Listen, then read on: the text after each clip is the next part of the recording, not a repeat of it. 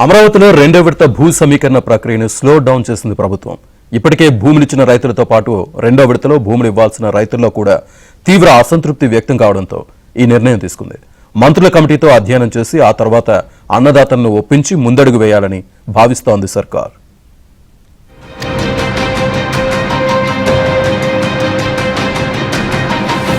అమరావతి కోసం భూములిచ్చి 11 ఏళ్లైనా తమకు వచ్చిన రిటర్నబుల్ ప్లాట్లు ఎక్కడో కూడా తెలియని విచిత్ర పరిస్థితుల్లో రైతులున్నారు. తమ ప్లాట్లను తనఖా పెట్టి రుణమివ్వాలని రైతులు కోరుతున్నా బ్యాంకర్లు ససేమిరా అంటున్నారు. ఇదే సమయంలో రాజధానిలో రెండో విడత ల్యాండ్ పూలింగ్ అని మరో 24,000 ఎకరాలు తీసుకుంటామని ప్రభుత్వం ప్రకటించడంతో రాజధానిలో భూములు కొనుగోలు చేసేందుకు అడిగేవారు కూడా లేకుండా పోయారు. ఇప్పటికే భూములిచ్చిన రైతుల చేతిలో డబ్బు లేక, అమ్ముకునే అవకాశం లేక, బ్యాంకులో తనఖా పెట్టినా రుణాలు ఇవ్వని పరిస్థితి నెలకొంది. వైసీపీకి వ్యతిరేకంగా తాము పోరాటం చేస్తే కూటమి ప్రభుత్వం తమను పిలిచి మాట్లాడకపోవడం, సమస్యలను పరిష్కరించకపోవడంపై రాజధాని రైతులు అసంతృప్తి వ్యక్తం చేస్తున్నారు.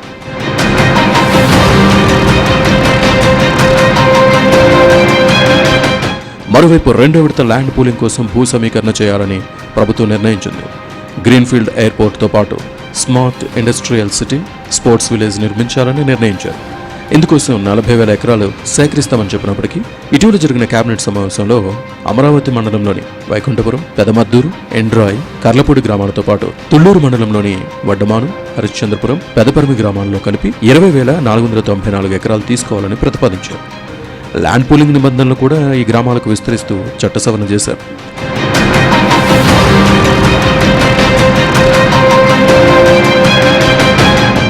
అయితే ఈ ప్రతిపాదనలపై ఇటీవల కేబినెట్లో పవన్ కళ్యాణ్, నాదెండ్ల మనోహర్ తీవ్ర అభ్యంతరం వ్యక్తం చేశారని తెలిసింది.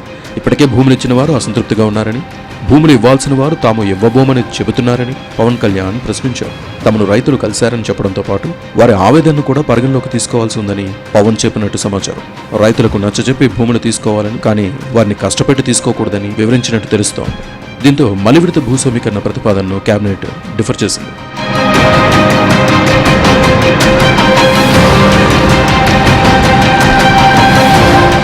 డిప్యూటీ సీఎం పవన్, మంత్రి మనోహర్ సూచనలు పరిగణలోకి తీసుకుని మంత్రుల కమిటీని నియమించి సమస్య పరిష్కారానికి ముందుకు తీసుకువెళ్లాలని చంద్రబాబు చెప్పారు. అయితే తొలి విడత భూ సమీకరణలో నిర్మాణాలు ఒక రూపు సంతరించుకున్న తర్వాత మలి విడత భూ సమీకరణకు రైతులు ముందుకు రాకపోతే ఎలా అని సీఎం సందేహం వ్యక్తం చేసినట్టు తెలుస్తోంది. ఈ కారణంతోనే రైతులను ఒప్పించి చేయాలని తాము సూచిస్తున్నామని పవన్ కళ్యాణ్ చెప్పారు. దీంతో త్వరలోనే ఒక కమిటీని నియమించి విధి విధానాలను ఖరారు చేయాలని నిర్ణయానికి వచ్చారు. శుక్రవారం కూడా జనసేన మంత్రులు ఈ అంశంపై పార్టీ నేతలతో చర్చించారు.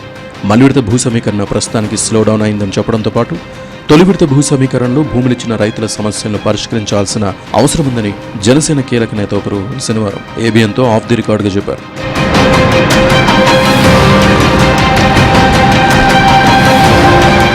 రాజధానిలో ప్రస్తుతం నెలకొన్న పరిస్థితిపై త్వరలోనే ముఖ్యమంత్రితో భేటీ కావాలని జనసేన సీనియర్ నేతలు నిర్ణయించారు.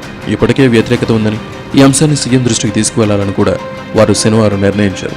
అవసరమైతే రాజధానిలోని రైతుల నుంచి నిఘా వర్గాలతో ఫీడ్బ్యాక్ కూడా తెప్పించుకోవాలని ముఖ్యమంత్రికి చెప్పాలని నిర్ణయించారు. సీఎం ఢిల్లీ నుంచి వచ్చిన వెంటనే భేటీ అవుతామని జనసేన సీనియర్ నేతలు వివరించారు. కూటమి ప్రభుత్వం 10 కాలాల పాటు ఉండాలని తాము కోరుకుంటున్నామని చెప్పారు.